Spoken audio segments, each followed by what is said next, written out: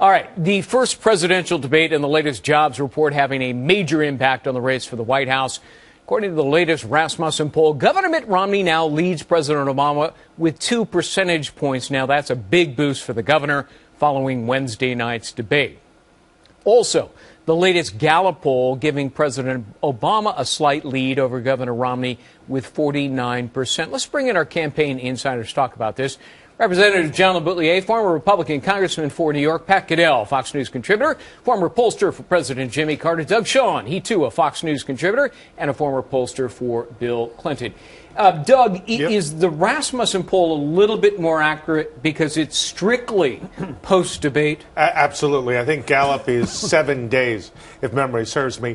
Scott Rasmussen polled, I think, 3 days moving average. So it's all post-debate. He shows 4 points of movement in his national polling, which puts Obama from a narrow lead to a narrow deficit. Effectively, though, Greg, this race is deadlocked. I think when we get to the swing states, we'll see that. You know, Pat, people are calling this a bounce for Romney. Well, the thing about a bounce is it doesn't last. Will this? Oh, no, this may be the most significant debate in terms of impact, other than Reagan's debate against Carter, in affecting the race. You know, debates usually don't move numbers. Romney's actually getting some real movement out of one debate. But what it does, and what's happened, is that Romney's favorable rating has skyrocketed. Mm-hmm. We saw among uncommitted voters in the CBS poll right after the debate, from 30, remember we talked about this last week, from 30% of the people saying he cared about people like them, doubled almost to 53.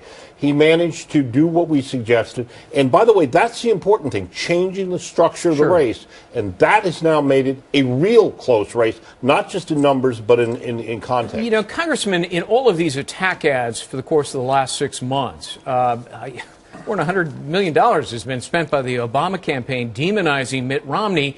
And I think the public expectation, who didn't know who he is, was expecting this sort of crazed plutocrat with horns in his head who kills people. Right. I mean, those were the ads. Right. And suddenly on Wednesday night, they see a guy who's, hey, he's pretty reasonable. Yep. I think he did the best job any candidate could possibly have done. I can't find fault with anything Romney did that night. Michael Reagan said he was better than his dad back in 1980. Well, here's the thing. What it has done, along with what Pat and Doug said about the structure of the race, it has altered the passion differential that we've talked about. Right. Since the conventions, Republicans have been down in the mouth, Democrats enthused. In 1 hour and a half, Democrats have lost their passion. They're all mad at Obama. Right. And Republicans are unified again. The crowds show it. He's raised $12 million in 3 days since the debate. I want to go through the Rasmussen polls of the swing states because we've been talking about this a lot for the last 6-7 weeks. Take a look at this. Right.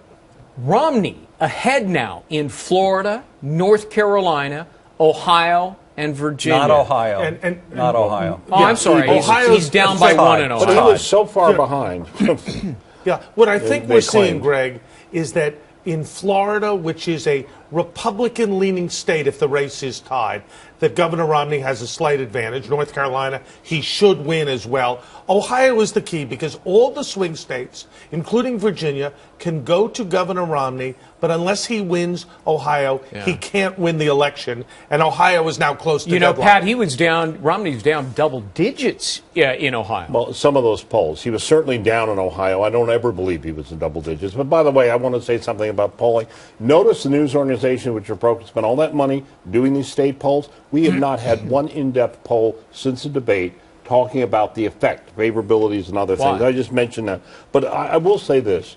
One of the things that's happened as you close this race up is that it's this disconnect between and Romney should be using it between the fact that which you said, Greg, the $200 million or more spent making him into an ogre, and the fact the president never made any of those charges. Right. If I'd been the Romney campaign, I'd be out there torpedoing Obama's advertising, saying, you know what? And I wrote about it. I'm writing a piece for Breitbart on this. Right. Why won't he say it himself? All right. Put up the Real Clear Politics electoral map right now because there are some changes here. It's now 251 to 181. You got to have 270. President Obama in the lead. But he did have, can you put up the Electoral College map? All right. He did have Ohio, and that's now in the, contested column. Romney loses Missouri. Both move to swing states. Talk to us about these, Congressman. Well, I think it's what we've been saying is if Romney heals himself, which he went a long way in one debate doing, it'll affect the national picture, and then all the states will go in line with that. And he's done that. Now, but here's the thing. We've got 30 days left. The Mitt Romney we saw Wednesday night, we've got to see it again and again and again. And his campaign, Greg, needs to make us see him. And we're a little distressed in analyzing this race that since Thursday morning, right, they're not capitalizing well enough. Their TV ads are not running clips from the debate, highlighting the great performance. It's not on the ad. There's the map right there. So it has changed a little bit, Doug. But I want to ask you about his performance because a lot of folks are saying, well, that wasn't really Barack Obama. He was off his game.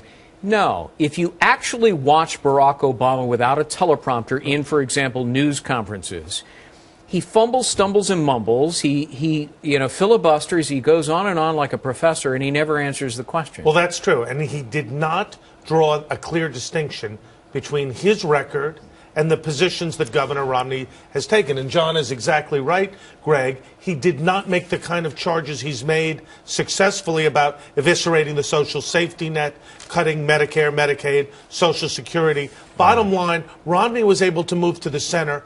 Obama fell apart, I think. It was even worse than you're saying. He looked like he was not up to the job. Yeah, but that's consistent with what he does in news conferences. Yeah, and this is exactly, if I were the Romney campaign, I'd have had a camera out there the next day showing him back on the teleprompter. It would have said, back on the teleprompter, back on the attack. But the thing is, what Doug just said is right.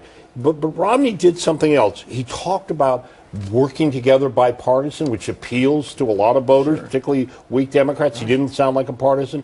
He talked about Obamacare, which is a big issue for him, and he made the philosophical He promised the middle class he wasn't going to raise their taxes. All right, guys, stand by. The first presidential debate.